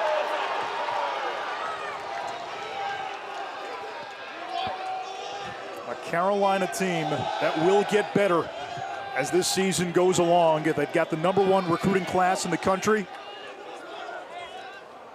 They led Virginia at the half, but UVA with 5 unanswered here in the third. We come up on 30 seconds to play in the quarter. O'Connell will probe from the restraining area.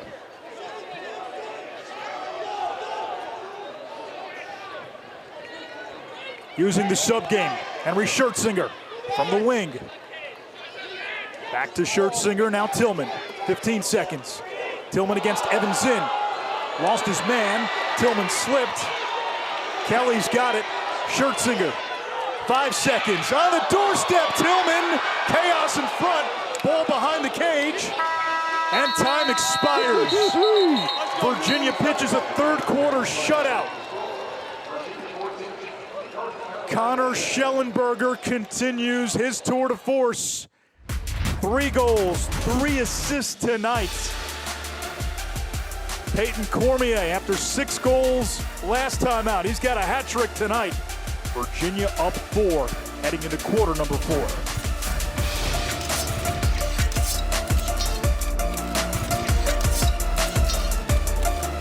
This St. Patrick's Day, may I offer a rich and smooth way to make all them other holidays green with envy.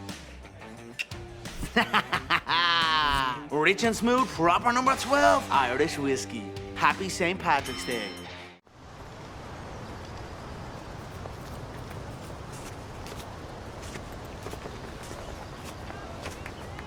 Hey, bud. Thanks for coming out to cheer me on. Dad, I'm always here. I'm always here for you, too. Okay, go, Dad. Thanks. No, everyone's passing you. Oh, you got it, Coach. Switch to Progressive and you can save hundreds. You know, like the sign says. Weekend. From the outside, William Perry. Schellenberger, Peter Garno rifles it past for the reigning champions, bringing the heat. This game's slipping away. Perry scores! It's a 1-goal game. Time running down. Gray. It's knocked down. Reigning champs. Hang on. Anish Shroff, Quint Kesnick, Paul Carcaterra. Similar story to the semis last year. Virginia took a 4-goal lead into the fourth quarter. Carolina used its ride Virginia could not clear in that fourth quarter. North Carolina got to within one, had a chance to tie late, and Virginia was able to hold on. This game is a game of momentum. And the little plays, the ground ball plays, the face-off plays, the ball retention plays add up. So if you're Carolina right now, it starts with a ground ball. Make the next play, and then good things happen. Virginia has led the country in ground balls for what seems like the last decade or so. And if you're wondering, how did they do that, Quint? Well, Vincent Breedis, former sports information director at Virginia, Leave him alone. was a terrific official scorer. It goes back to Doyle Smith. Poor Vince. We love Vince. We miss Vince. One of the best in the business. Now at Bowling Green. We miss you, pal.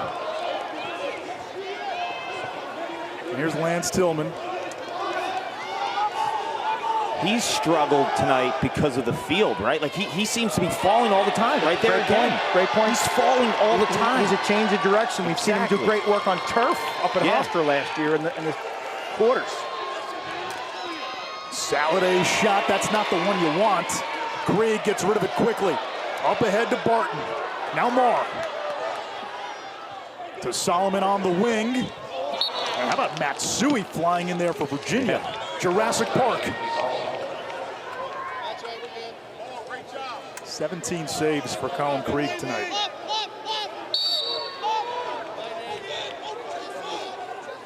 And the 2 regular season games against Virginia last year, he had 20 and 15. Here's the freshman, Antonio DeMarco. Looking for a cutting Harrison Schertzinger, right idea. It's a tough pass, though, isn't it, Paul? Sometimes it's a tough pass. To throw back across your body that way.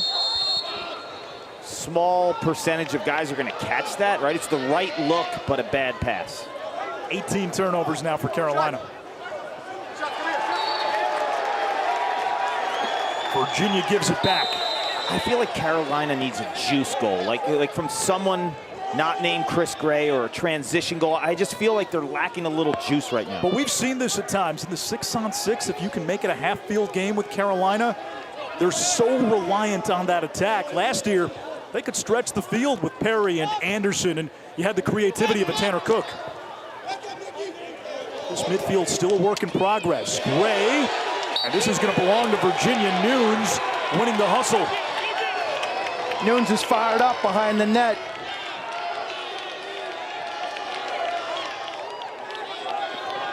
You saw Gray right there going against Kastner. I think Kastner has been fantastic one-on-one against Gray. Gray as a Dodger, for me, he's at his best when there's quick ball movement, right? And that time it was like a settled dodge. I want him off of a couple of passes, then dodging. Gray has just 1 goal, 7 shots. It's a nice clear by Virginia. Dixon over to the wing, off the stick of Simmons. Lawhead in pursuit. Big ground ball. Saladay off the scramble. Moore wants it. He's open on the wing. Oh, they have Matt Moore, who had a clean lane to the goal. Instead, it's North Carolina ball. Longhead made 2 huge plays on the far side, and then he tracks Saladay down. Yes, the hustle play, Clark. Huge. And again, Carolina's clearing struggles continue. O'Connell able to recover. O'Connell galloping downfield, over to Tillman, backpedaling. And Kelly's got the backup for UNC. Looked like he had Solomon parked, right? Right on that right pipe. Guys, I'm going to be honest with you. Everyone's losing their footing right now, too. Seems like it's gotten worse. Yep. Yes.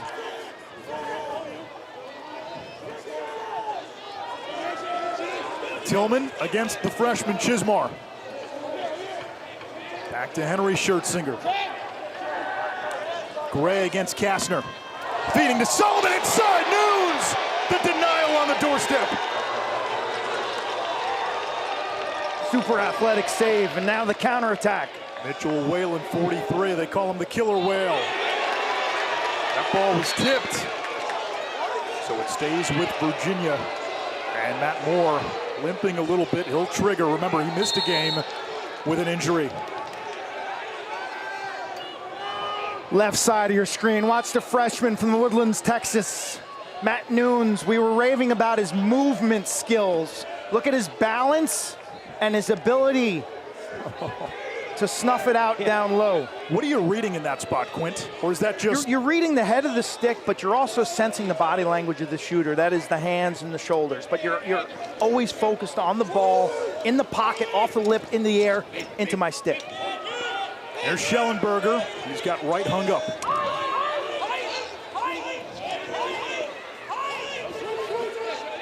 Eyes always up. Right meets him. Comes to Cormier, nearly a turnover. Less than 20 to shoot. Cormier has it stick checked away. Dixon corrals it. Moore with a rocket. And Carolina with possession. I want Matt Wright on my team. Oh, he's unbelievable. He's laying out. One of the fastest guys. He's got a shot down the road, Clark, to play for Canada. I know he's... Shot, yeah, without question, because it's not like it's a defensive factory up north. I think he's a no-brainer next kind of stage. Ontario native. Defender, yeah. Played for the Hill Academy. Good high school football player. Nunes comes out to meet Gray. Retreats into the cage. Harrison Schertzinger out of the box. Carolina's got one more push here. I sense it. That's where you miss a William Perry, a Justin Anderson. Time for the young ones to step up. This guy 44, and he range. can rip it, Yeah. man. He's got a cannon. PJ Zinzer.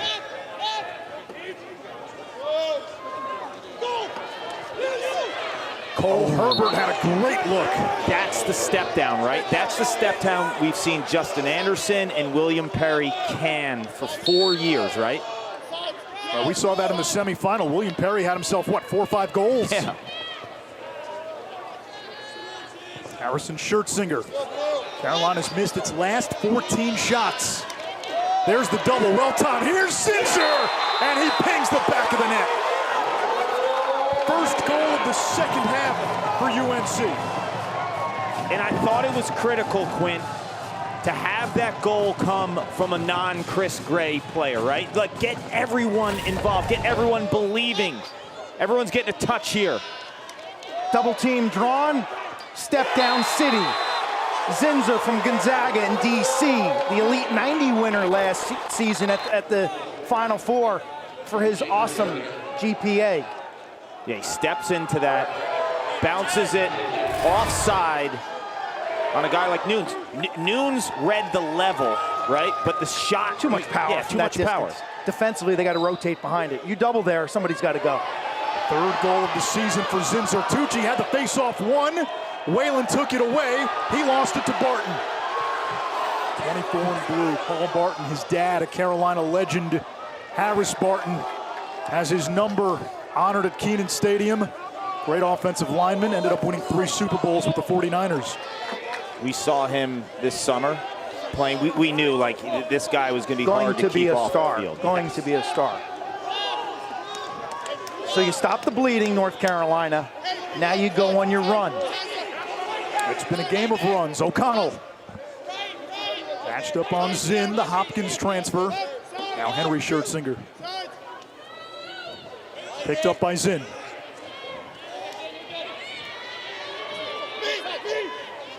Curves around the crease. It's good defense. Now Gray against Kastner. Gray's feed for Schertzinger. Off target, another turnover for North Carolina. That's 19. You called it, Clark. Evan Zinn holding his ground. Grayson Soliday down low, holding his ground, winning those matchups. Yeah, they're going to attack those short sticks of Virginia because outside of Gray, the attack not known to be Dodgers, right? Jacob Kelly, a really good lefty shooter. Nicky Solomon, like a right-handed version, stylistically maybe different. Carolina in the 10-man ride, and they're able to force the turnover. Solomon picks it up by midfield. Gray looking for Marr off his stick. Matsui fell down. We come up on 7.5 to play. Herbert.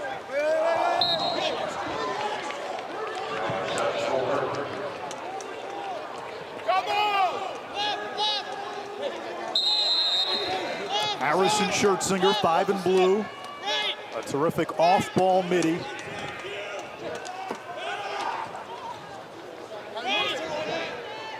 Over to Zinzer. He has Carolina's lone second-half goal. Zinzer snakes around the crease, looking for Herbert, and that's over and back.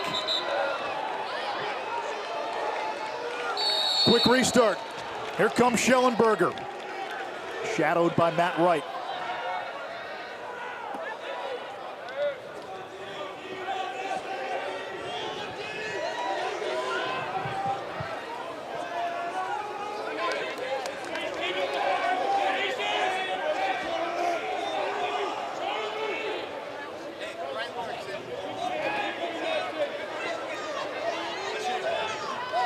Here's Jeff Connor.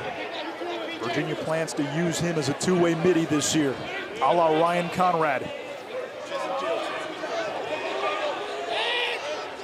6.5 to go.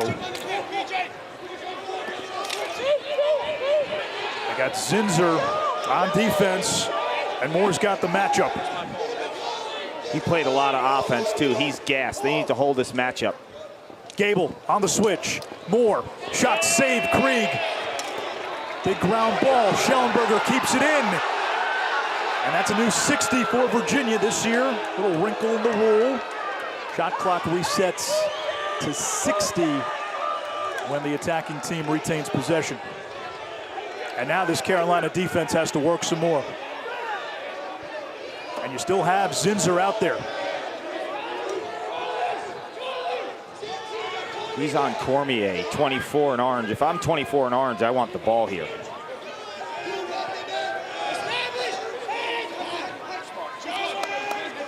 Alex Bresci eyes up Jeff Connor. Shellenberger going to set the pick. Nope, Connor doesn't take it. Now feeds Shellenberger. Gets top side. Shellenberger rifles it in. 4 goals for Shelley. A 7-point evening. He doesn't miss, Quint. Last 9 games, he's been shooting only strikes. I couldn't be more impressed with Virginia's execution of that last possession that started at the 6:30 mark. They got multiple shots. They put pressure on the defense, and guess who finishes it off? You have a star in Shellenberger, and his coach knows it.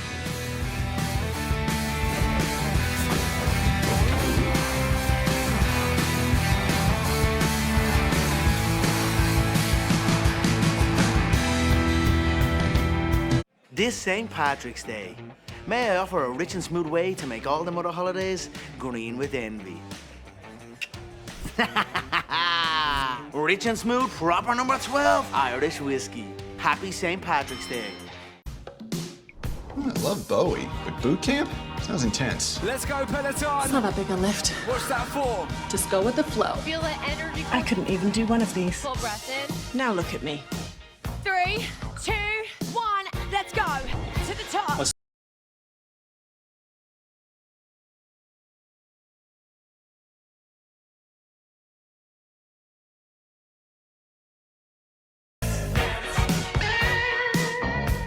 (15-11), Virginia on top.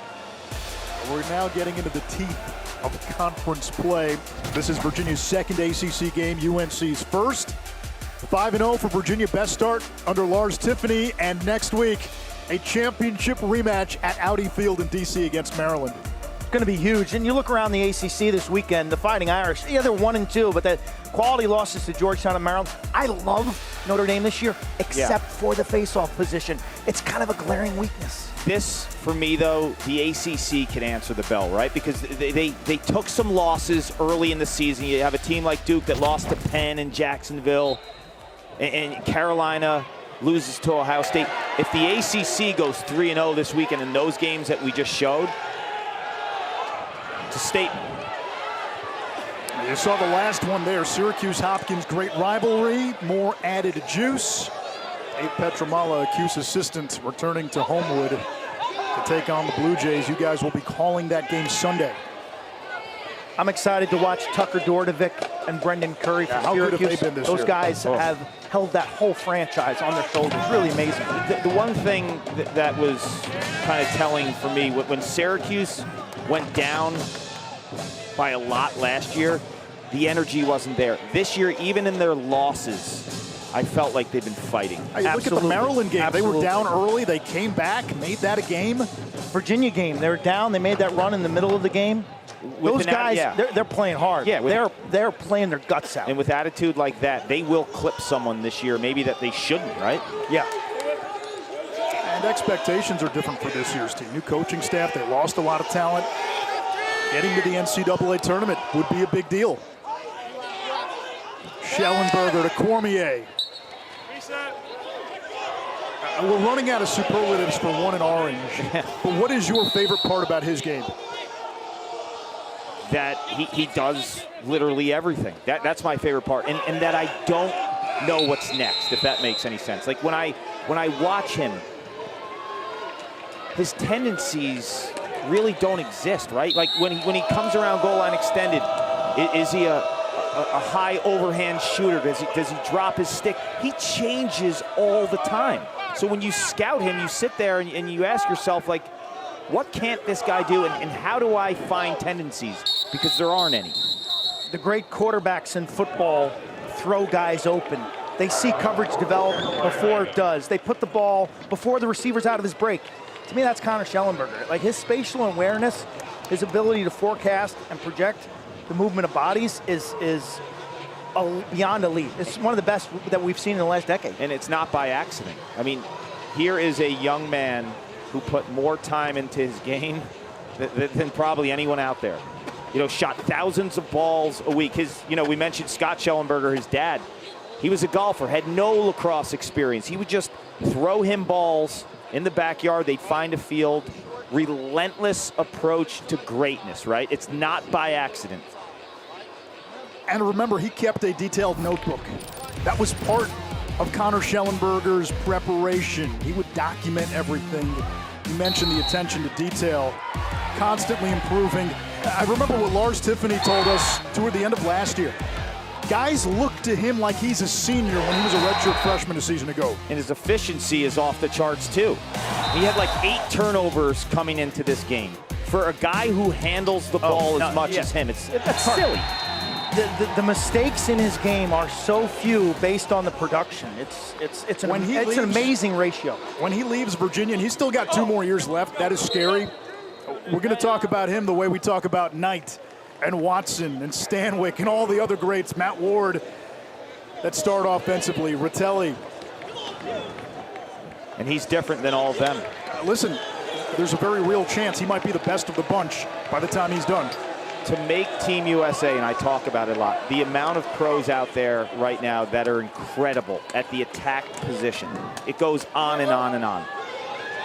I'd have a hard time believing you keep him off Team USA. He'll be the youngest player on Team USA if he tries out this summer. He's that good. Chris Gray has been Hercules for Carolina this year. He has willed them and carried them. Out of bounds. And it belongs to Virginia. That's a big-time effort play in front of the Cavalier bench. It's a hard-working program. Pressure is on this group. Power. That's not a bad idea. That's a shot. You get the backup. It's a way to beat the ride. Yeah. Because where's the pressure, right? The pressure is all moving towards the ball. And here's the thing. That was not a shot on goal. That was the old Maryland possession shot. But if the listen, if the officials are going to let you get away with that and count that as a shot, it's a good move. It's the easiest way to clear against the 10-man. Take a 60-yard shot, you back it up, you get the restart. Look at Zin's speed. You got to find the loophole. When he jogs, he's fast. 2.5 to go. Virginia leading North Carolina Over in Brooklyn, you got UVA and UNC and the ACC basketball tournament quarterfinal. That game on ESPN. Joe Tsai probably sitting courtside right now with the lacrosse game on his app, on his phone. I'm sure a lot of fans are. Yale's got a big game this weekend against Denver. Yeah, Yale needs to get it going. Clock violation here. What do you want to see from the Bulldogs? I just think Yale can play better. I think, they missed out on last year. Not all the Ivies missed out last year. Brown had some practices, Penn practiced. Good point. Yale didn't get as much out of last season as the other Ivies. Wait, before we write off North Carolina, what's the ticket back for the Tar Heels? There's still time here.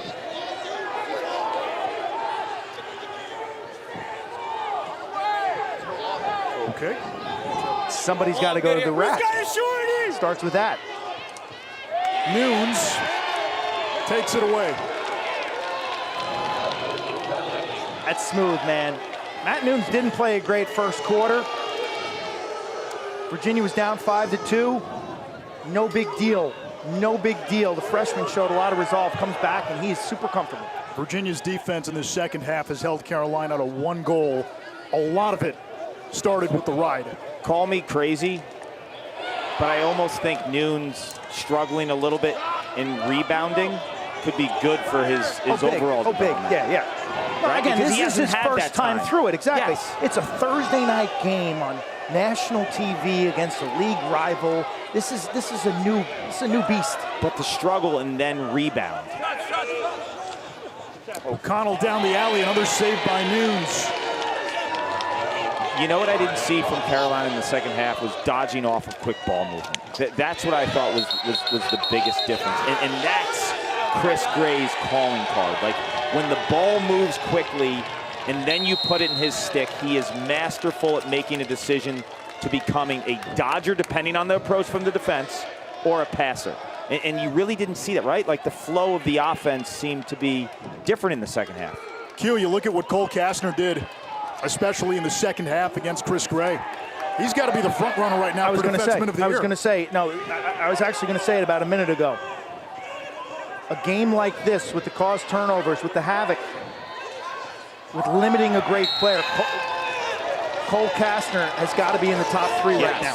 Will Bowen, I think, has been fantastic for Georgetown. Kastner has to be in that discussion. Virginia's defense put a pin on it in the second half, holding Carolina to just 1 goal. UNC had a 10-9 lead at halftime. 6-1 Virginia in the final 30 minutes. The Cavaliers stay undefeated, and they get a titanic matchup and a rematch with Maryland from the national championship next week in D.C. Quinn, I feel like Virginia has separated themselves nationally along with Maryland, but Carolina's performance, I think, was kind of a notice to the rest of the ACC that league play is different. Carolina has shown massive improvement. Yes. That bodes well. They're still a young team. Virginia, they're one of the Titans, without a doubt. Memorial Day or bust. Princeton in the mid-90s.